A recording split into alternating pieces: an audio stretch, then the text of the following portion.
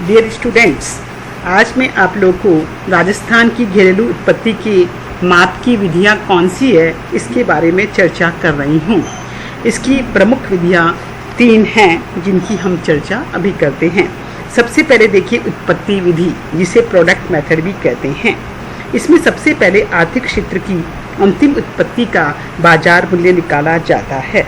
तत्पश्चात उसमें से उत्पादन में लगाए गए साधन जैसे कच्चा माल, ईंधन आदि का मूल्य हम घटा देते हैं, तो इससे हमें सकल आय या ग्रोस इनकम प्राप्त हो जाती है।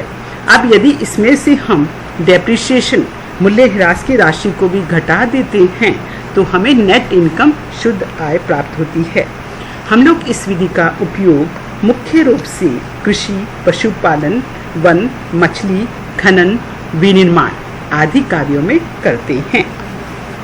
दूसरी जो विधि है that is called I Vidhi, income method. यह 2 रूपों में प्राप्त होती है, 2 प्रकार से हम इसका यूज करते हैं। पहला है प्रत्यक्ष रूप में। प्रत्यक्ष रूप में यह विधि उन आर्थिक क्षेत्रों में काम में ली जाती है जिसके कर्मचारियों की भुगतान, ब्याज, लगान, किराया, लाभ, मूल्य ह्रास आदि के आंकड़े हमें उपक्रमों के जो एनुअल अकाउंट्स होते हैं, वार्षिक लेखे होते हैं, उनसे प्राप्त हो जाते हैं। इनमें उत्पादन के विभिन्न साधनों की आय को जोड़कर उन क्षेत्रों का राज्य की आय में योगदान हम मालूम कर लेते हैं। तो इस विधि का उपयोग हम मुख्य रूप से विद्युत निगम, जल वितरण, रेल, सड़क परिवहन, बीमा, बैंकिंग आदि में करते हैं। और दूसरा जो मेथड है इनकम मेथड का दैट इज इनडायरेक्ट मेथड, परोक्ष रूप में। इस विधि में हम सर्वेक्षण के आधार पर आय ज्ञात करते हैं।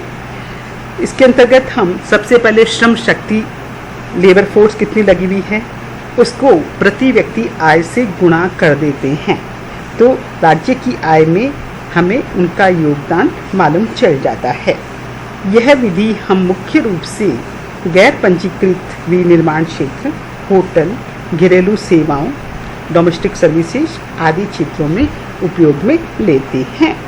तीसरी जो विधि है उसको हम कहते हैं व्यय विधि, एक्सपेंडिचर मेथड। निर्माण कार्यों में जो कंस्ट्रक्शन सेक्टर है, इन कार्यों में आमदनी का अनुमान व्यय विधि से इस एक्सपेंडिचर मेथड से लगाया जाता है।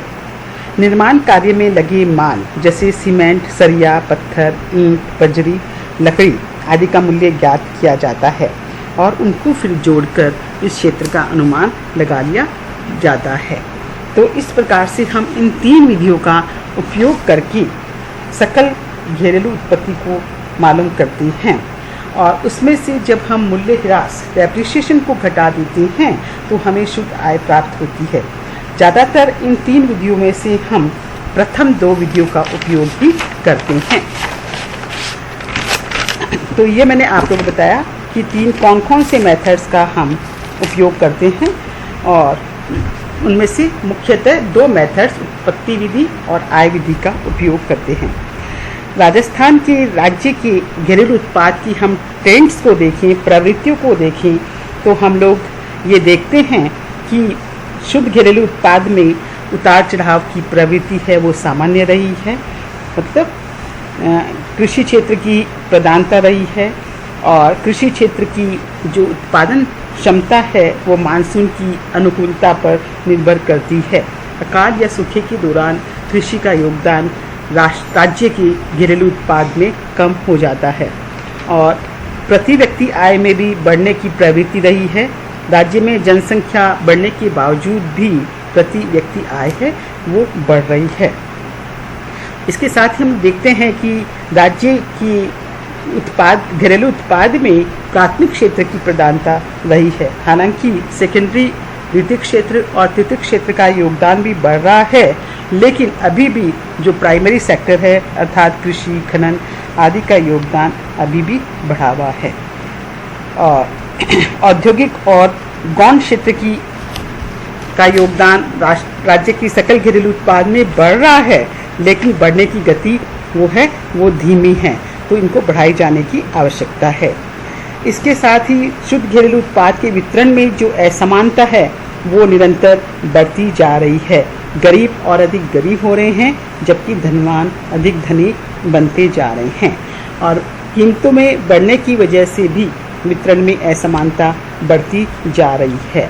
तो ये कुछ मैंने आपको बताए हैं कि क्या ट्रेंड्स रही है राज्य के घरेलू उत्पाद की।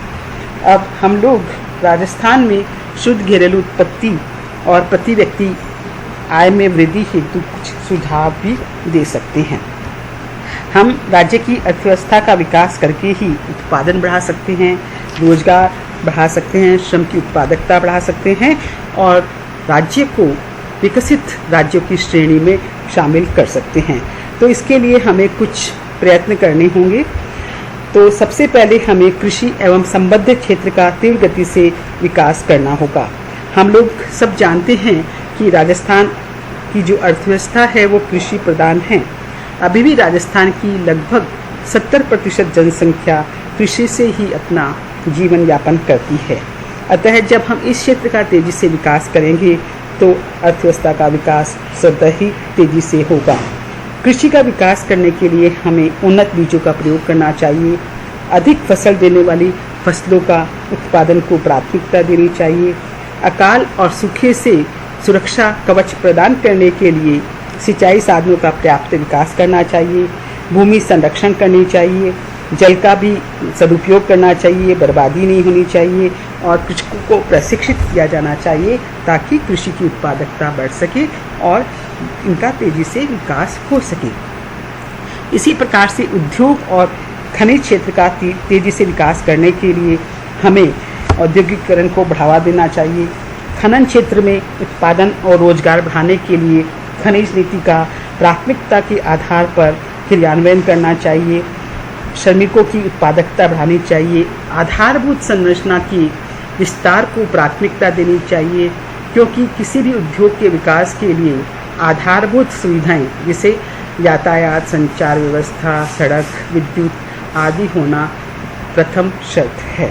अतः हमें उद्योग और खनिज क्षेत्र के विकास के लिए आधारभूत सुविधाओं का जाल बिछाना चाहिए। इसी प्रकार से सेवा क्षेत्र का विकास करना चाहिए। सेवा क्षेत्र का विकास करके ही हम राज्य की घरेलू आय को बढ़ा सकते हैं। रेल, सड़क, परिवहन, संचार सुविधाओं आदि का विकास करना चाहिए। इसके नेक्स्ट है जनसंख्या पर प्रभावी नियंत्रण, क्योंकि जब तक जनसंख्या तेजी से बढ़ती रहेगी तो आर्थिक विकास होने और घरेलू उत्पाद बढ़ने के बावजूद भी प्रति व्यक्ति आय नहीं बढ़ पाएगी। अतः जनसंख्या पर प्रभावी नियंत्रण करने के लिए हमें परिवार कल्याण कार्यक्रमों को बढ़ावा देना चाहिए और लोगों में जन जागरूकता का बीज बोना चाहिए। इसके साथ ही विद्युत शक्ति का विकास भी जरूरी है क्योंकि विद्युत की उपलब्धता पर ही उद्योगों का विकास और विस्तार निर्भर है। रोजगार में वृद्धि करनी चाहिए, बेकारी का निवारण करना चाहिए। बेरोजगार हाथ हैं उनको रोजगार देने के लिए हमें रोजगार अवसरों का विस्तार करना चाहिए और रोजगार प्रदान करने के लिए व्यावसायिक शिक्षा को बढ़ावा देना चाहिए ताकि जो भी युवा शक्ति है उनको लाभप्रद रोजगार प्राप्त हो सके, उनकी उत्पादकता बढ़ सके और इस वजह से घरेलू उत्पादन भी बढ़ सके। तो हम लोग इस निष्कर्ष पे पहुँचे हैं कि हालांकि पिछले गत वर्षों में राज्य की सकल घरेलू उत्पाद में वृद्धि हुई है और सेकेंडरी और टर्शरी सेक्टर का योगदान भी राज्य के घरेलू उत्पाद में बढ़ा है, लेकिन अभी भी इनके योगदान में और अधिक वृद्धि करनी है। इसके लिए हमें आधारभूत संरचनाओं का विकास करना होगा, अकाल और सूखे पर लगाम कसनी होगी और गरीबी निवारण के जो भी उपाय हैं उनको प्रभावी रूप से क्रियान्वित करने होंगे। तभी हम राज्य को आर्थिक विकास के पथ पर अग्रसर कर सकते हैं। धन्यवाद।